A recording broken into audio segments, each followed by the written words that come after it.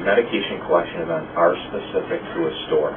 So we have two locations right now that are specific to this interview, one in Potsdam and one here on State Street.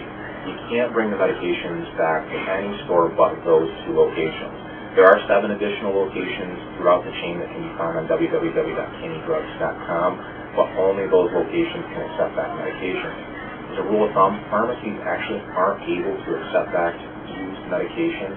You have to make sure that you're part of an official medication collection event like what we're registered in right now.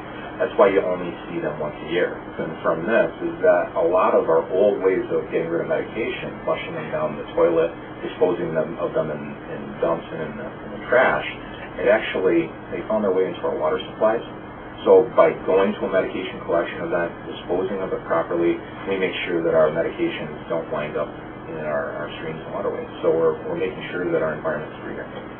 We collect the narcotics and the controlled substances are actually given to the local police departments, and then they dispose of them properly on their end. Okay. And then we take the other medications and we dispose of them in another way, and usually they're incinerated. Okay. They're incinerated with proper handling. Everything is done to the greenest ability that we can. The containers themselves, because there can be HIPAA-sensitive material on those, we're taking those containers, we're actually disposing of them in confidential trash, and then we're disposing of them properly like we would with any medicine container.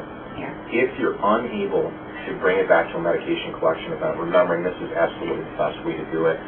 Kitty litter is a common way to dispose of medications. Kitty litter, you can put it in there, and then that will absorb up most of the active ingredient. But even that isn't as recommended as a medication collection event, and we see them once a year.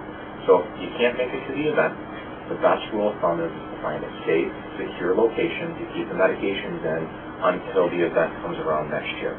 But hopefully you'll be able to make it in this year and come to the event.